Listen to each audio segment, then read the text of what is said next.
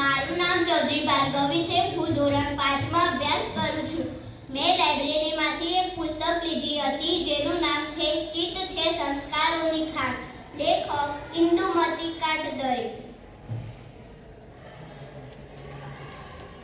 અંદર અને બહાર ચિત્ત. ચિત્ત કેવું હોય, એનો આકાર કેવો હોય, એનું કદ કેવડું હોય, એનો રંગ કેવો હોય.